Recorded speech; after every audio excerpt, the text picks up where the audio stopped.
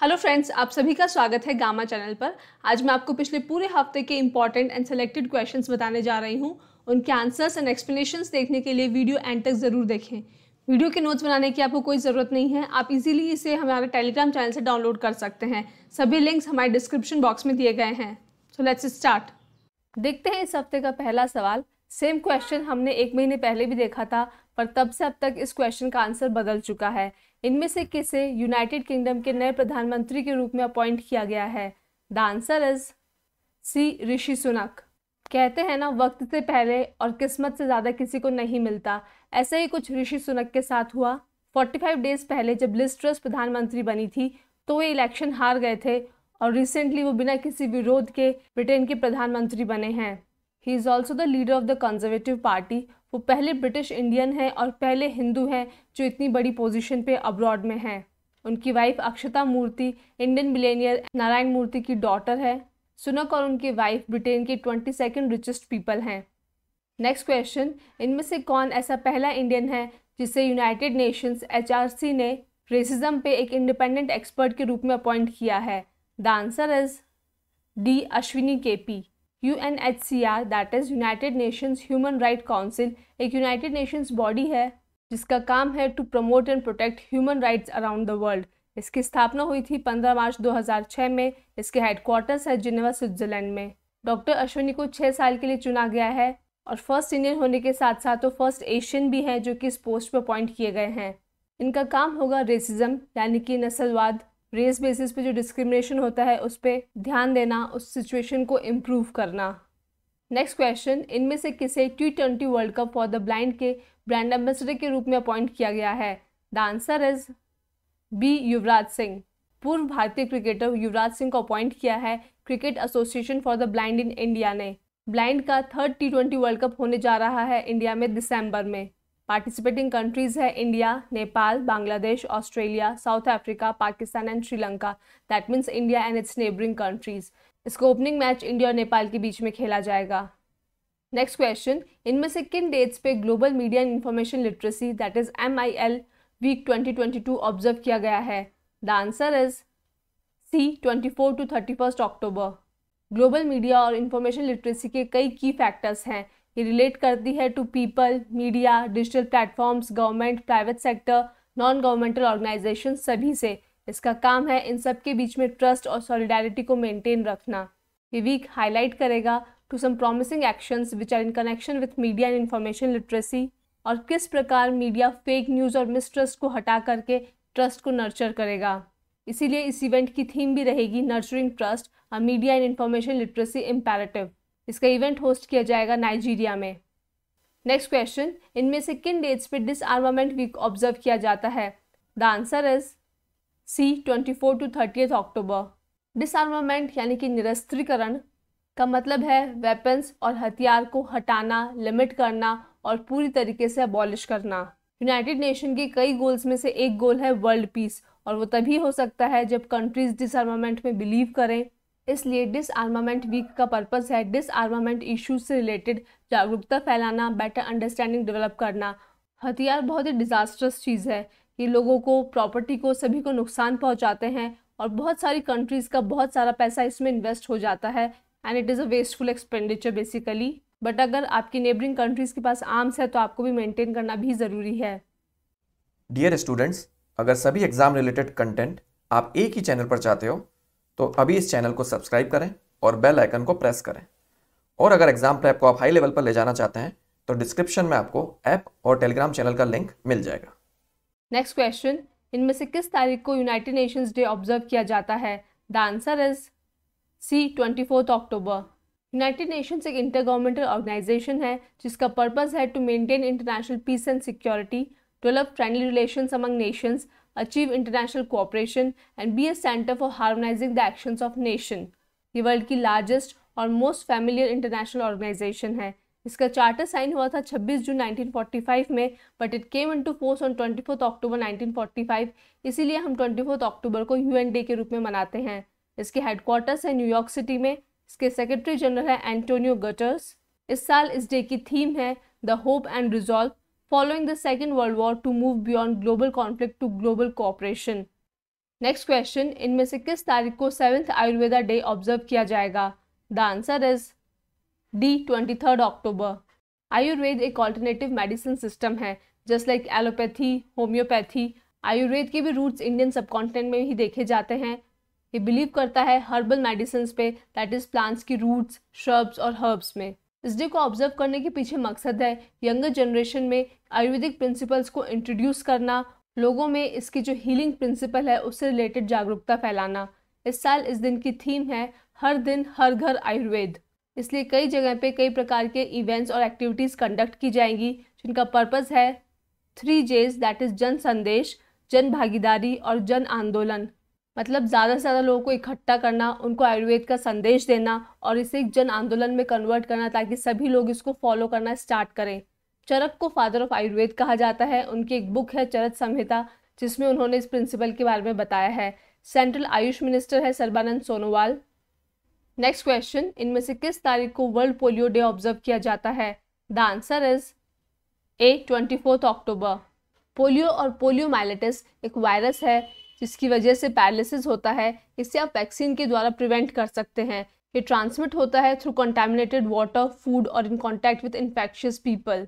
इस डे को ऑब्जर्व किया जाता है ताकि विश्व के हर एक कोने से पोलियो को इरेडिकेट कर सके, हर जगह पोलियो वैक्सीन पहुंचा सके। साथ ही पूरे विश्व में पोलियो इरेडिकेशन प्रोग्राम ने क्या प्रोग्रेस की है उसकी याद में भी इस डे को ऑब्जर्व किया जाता है। इस साल इस दिन की थीम है अ healthier future for mothers and children. Polio की पहली सक्सेसफुल वैक्सीन क्रिएट की थी यूएस फिजिशियन जोनास सल्क ने। इंडिया को 27 मार्च 2014 में पोलियो फ्री सर्टिफिकेशन मिल चुका है from WHO। That means India में 2011 के बाद कोई भी पोलियो केस नहीं हुआ है। नेक्स्ट क्वेश्चन, इनमें से किस शहर में इंडिया का पहला माइग्रेशन मॉनिटरिंग सिस्टम इनॉग्रेट किया गया है? The answer is A Mumbai, which is in Maharashtra. Migration monitoring system, as the name suggest, इसका काम है माइग्रेशन को मॉनिटर करना, but basically it is for migrant pregnant women, lactating women and children. ये system उन लोगों के बारे में अपडेटेड इन्फॉर्मेशन प्रोवाइड करता है। महाराष्ट्र स्टेट डिपार्टमेंट ने एक website based migration tracking system को क्रिएट किया है जिसका काम है to track the movements of vulnerable seasonal migrant beneficiaries through individual unique identification numbers, that is Aadhaar number. Next question, इनमें से किस इंडियन फिल्म को अब तक की बेस्ट इंडियन फिल्म डिक्लेयर किया गया है by the International Federation of Film Critics FIPRESCI? The answer is C Pather Panchali. Pather Panchali 1955 की फिल्म है और उसे टॉप 10 इंडियन मूवीज में नंबर 1 स्लॉट मिला है। इसे बनाया है legendary film maker Satyajit Ray ने on the basis of a novel which is written by Bibhuti Bhushan Bandopadhyay, जो कि उन्होंने 1929 में बंगाली में लिखी थी। इस मूवी द्वारा ही सत्यजीत रे ने डायरेक्शन में भी डेब्यू किया था। नेक्स्ट क्वेश्चन, इनमें से किस इंस्टीट्यूट को नेशनल इंटेलेक्चुअल प्रॉपर्टी अवार्ड मिला है for the year 2021 and 22? The answer is D IIT Madras. इस प्राइज को स्टैब्लिश किया गया है by the ministry of commerce and industry. Union ministry for commerce और इंडस्ट्री है पीयूष गोयल। IIT मद्रास एक टॉप इंडियन एकेडमिक इंस्टीट्यूशन है और इसे नेशनल IPR अवार्ड मिला है for patents filing, grants and commercialisation. That means IIT Madras काफ़ी पेटेंट्स फाइल करती है, ग्रांट्स अवार्ड करती है और कमर्शलाइज भी करती है अपने प्रोडक्ट्स को। टॉकिंग अबाउट IPR और intellectual property rights, just like patent, copyright, IPR is also a legal right जो कि किसी प्रोडक्ट और प्रोसेस के इन्वेंटर, क्रिएटर को मिलता है ताकि वो अपने इन्वेंशन और क्रिएशन को प्रोटेक्ट कर सके for a certain period of time और उसकी परमिशन के बिना कोई थर्ड पर्सन उस इन्वेंशन को यूज़ नहीं कर सकता है। Students, I have a question for you. किस देश के पास सबसे ज़्यादा पेटेंट्स हैं? Please give me your answer in the comment box. Next question, इनमें से किसने यूनाइटेड स्टेट्स ग्रांड प्री 2022 जीता है? The answer is A Max Verstappen. इस रेस का वेन्यू था Circuit of the Americas in Austin, Texas, US। Max Verstappen is from Belgium और वो रेड बुल टीम से खेलते हैं। यूनाइटेड किंगडम के लुइस हैमिल्टन जो कि मर्सिडीज टीम से खेलते हैं, उनको हरा करके मैक्स वर्स्टैपन ने formula 1 Aramco US grand prix 2022 जीता है। इस रेस को जीतने के साथ ही is now equal to Germany's Sebastian Vettel and Michael Schumacher, जिन्होंने एक ही सीजन में 13 रेसेस जीती है। नेक्स्ट क्वेश्चन, इनमें से किसे competition Commission of India that is CCI ने अपने एक्टिंग चेयरपर्सन के रूप में अपॉइंट किया है? The answer is B Sangeeta Verma. Competition Commission of India CCI एक स्टैट्यूटरी बॉडी है, दैट मीन्स ये लॉ एक्ट के तहत सेटअप हुई थी। इसका प्राइमरी पर्पस है मार्केट में कंपटीशन को रेगुलेट करना, मार्केट को किसी भी प्रकार से मोनोपोली और ओलिगोपोली की तरफ ले जाने से रोकना और कंज्यूमर्स के इंटरेस्ट को प्रोटेक्ट करना। इसकी स्थापना हुई थी 14 अक्टूबर 2003 में। नेक्स्ट क्वेश्चन, इनमें से किस राज्य ने ट्रीज बियॉन्ड फॉरेस्ट इनिशिएटिव को लॉन्च किया है? The answer is C Assam. Trees beyond forest initiative का मतलब है ट्रीज को जंगल के बाहर भी उगाना। Toffee that is tree outside forest in India. इस प्रोग्राम को इंट्रोड्यूस किया गया है by the Assam government and United states agency for international development. इनका पर्पस है सभी फार्मर्स, बिजनेसेस, प्राइवेट इंस्टीट्यूशंस को साथ में लाना और आसाम में नॉन ट्रेडिशनल फॉरेस्ट को इंक्रीज करना, ज़्यादा से ज़्यादा पेड़ लगाना ताकि कार्बन सिक्वेस्ट्रेशन को इंक्रीज किया जा सके, लोकल पॉपुलेशन को प्रोडक्ट्स के थ्रू हेल्प की जा सके, एग्रीकल्चर क्लाइमेट रेजिलियंस को बूस्ट किया जा सके, to support global climate change mitigation and adaptation goals. तो ये एक बहुत ही अच्छा इनिशिएटिव है। वृक्षों की जगह सिर्फ जंगलों में ही नहीं है, हमें हर जगह पेड़ उगाना चाहिए, हरियाली रखनी चाहिए। इसके बहुत सारे फायदे होते हैं जो कि हम देख ही चुके हैं। नेक्स्ट क्वेश्चन, इनमें से किस तारीख को जम्मू एंड कश्मीर का एक्सेशन डे यानी कि परिग्रहण दिवस ऑब्जर्व किया जाता है? The answer is 26 October.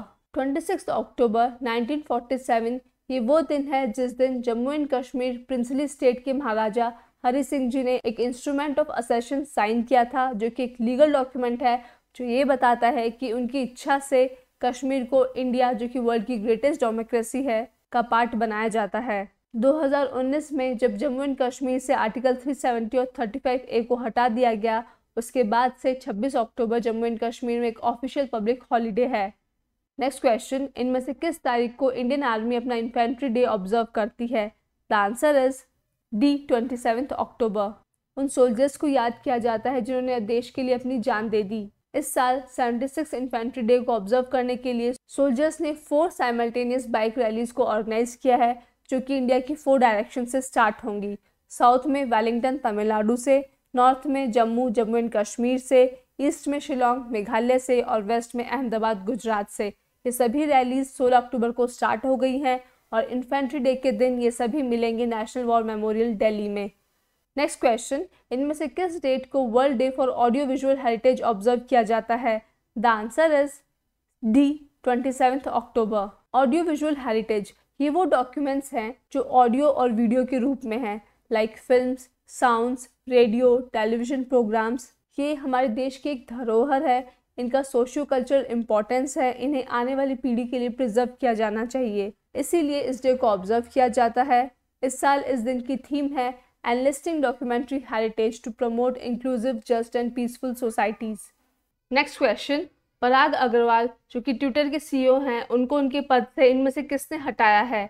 The answer is B Elon Musk. Tesla के फाउंडर एलन मस्क ने ट्विटर को अक्वायर कर लिया है कम्प्लीटली और ट्विटर के टॉप 4 एग्जीक्यूटिव्स को उनकी पोजीशन से हटा दिया है, जिसमें ट्विटर के CEO पराग अग्रवाल और विजया गद्दे जो कि ट्विटर की हेड हैं of legal policy, trust and safety. Vijay was the person जिन्होंने US के पूर्व राष्ट्रपति डोनाल्ड ट्रंप को ट्विटर से बैन किया था after capital hills right on 6 जनवरी 2020। और पराग के बारे में एलन मस्क को लगता है कि उन्होंने एलन मस्क को ट्विटर के बारे में फेक जानकारी दी। भारत में जन्मे पराग अग्रवाल ट्विटर के CEO बने थे नवंबर 2021 में, जब ट्विटर के फाउंडर जैक डॉर्सन ने स्टेप डाउन किया था। Next question, official airline guide report के अनुसार इंदिरा गांधी इंटरनेशनल एयरपोर्ट की रैंक क्या है? The answer is A 10th। Indira Gandhi international airport, जिसे दिल्ली एयरपोर्ट भी कहते हैं, वो वर्ल्ड का 10th बिजिएस्ट एयरपोर्ट है in terms of seat capacity and frequency of domestic and international flights. वहीं विश्व का सबसे ज़्यादा बिजी रहने वाला एयरपोर्ट है Hartsfield Jackson Atlanta international airport which is in United States. Next question, defence minister Rajnath Singh ने इनमें से किस शहर में इंडियन आर्मी के साथ शौर्य दिवस को सेलिब्रेट किया? The answer is B Srinagar. Shaurya Diwas को 27 अक्टूबर को मनाया जाता है। ये दिन इंडिपेंडेंट इंडिया की पहली सिविल मिलिट्री विक्ट्री का दिन था। 27 अक्टूबर 1947 में इंडियन आर्मी ने इंडियन एयरफोर्स को इंडक्ट किया एट बुडगाम एयरपोर्ट ताकि जम्मू एंड कश्मीर से पाकिस्तानी फोर्सेस को हटा सके। ये जम्मू एंड कश्मीर के एक्सेशन डे के अगले दिन हुआ था, इसीलिए 27 अक्टूबर को इन्फेंट्री डे और शौर्य दिवस के रूप में मनाया जाता है। जम्मू एंड कश्मीर के लेफ्टिनेंट गवर्नर है मनोज सिन्हा, वही हमारे देश के आर्मी चीफ हैं general Manoj Pande. Next question, Minicoy Thundi beach और कदमत बीच इनमें से किस स्टेट या यूनियन टेरिटरी में लोकेटेड हैं? The answer is C, Lakshadweep. ये दोनों ही बीच अभी न्यूज़ में हैं बिकॉज इन्हें वर्ल्ड की क्लीनेस्ट बीच की लिस्ट ब्लू बीच लिस्ट में एंट्री मिली है। इन्होंने फाउंडेशन फॉर एनवायरमेंट एजुकेशन फी के 33 क्राइटेरियाज को कंप्लीट किया है। ये दोनों ही बीच काफ़ी साफ सुथरे हैं, यहाँ पे मेंटेनेंस बहुत अच्छी है, सेफ है, सिक्योर है for swimmers. So after the entry of these 2 beaches अब इंडिया के टोटल 12 बीचेस ब्लू लिस्ट में आते हैं। नेक्स्ट क्वेश्चन, इनमें से किस तारीख को इंटरनेशनल एनिमेशन डे ऑब्जर्व किया जाता है? The answer is A, 28 October. Animation को हम कार्टून से समझते हैं। ये एक कॉस्ट सेविंग कम्युनिकेशन स्ट्रैटेजी है।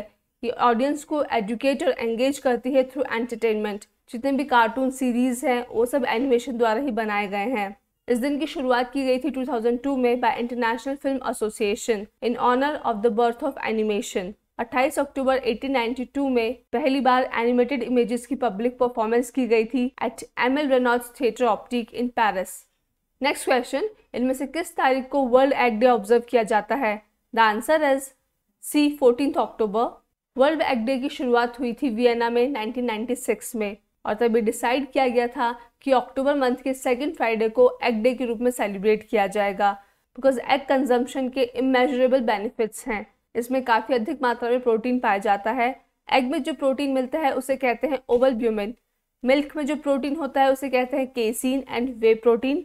कर्ड में सिर्फ केसीन प्रोटीन पाया जाता है, वहीं सोयाबीन में ग्लाइसिनिन और कनग्लाइसिनिन प्रोटीन पाया जाता है। ये क्वेश्चंस कभी कभी एग्जाम में पूछ लिए जाते हैं कि कौन से प्रोडक्ट में कौन सा प्रोटीन होता है। इस साल इस दिन की थीम है eggs for a better life because egg is a nutritious food, it is a complete food. दो ये एनिमल प्रोडक्ट है इसलिए काफ़ी लोग इसे कंज्यूम नहीं करते हैं। देखते हैं आखिरी सवाल, इनमें से किस तारीख को वर्ल्ड सस्टेनेबिलिटी डे ऑब्जर्व किया जाता है? The answer is A, 26 October. Again इसका भी कोई फिक्स डे नहीं है, इसे अक्टूबर मंथ के 4th वेडनेसडे को सेलिब्रेट किया जाता है। सस्टेनेबिलिटी का मतलब हम सभी जानते हैं, ये वो प्रोसेस है जिसमें प्रेजेंट जनरेशन को अपनी नीड्स को मीट करना है और इस तरीके से कंप्लीट करना है कि आने वाली जनरेशन को भी कुछ कॉम्प्रोमाइज़ नहीं करने पड़े to fulfil their basic needs. मतलब हमें एनवायरनमेंट का, नेचुरल रिसोर्सेज का एक जुडिशियस कंजम्पशन करना है, फ्यूचर के लिए भी कुछ बचाना है। इसीलिए इस दिन को क्रिएट किया गया था ताकि लोगों को ये रिमाइंड किया जा सके कि एनवायरनमेंट का प्रिजर्वेशन, उसकी केयर कितनी इंपॉर्टेंट है। So students, that is the end. I hope आप लोग को ये वीडियो पसंद आया हो। So do not forget to like, share and subscribe. Thank you for watching. Keep learning, keep revising. तो दोस्तों, अगर आप चाहते हो कि ऐसा ही क्वालिटी कंटेंट आपको मिलता रहे जो हेल्प करे आपको आपकी एग्जाम प्रेप में, तो सर्कल में जो गामा का लोगो दिख रहा है उसको क्लिक करें और चैनल को सब्सक्राइब करें। Thank you.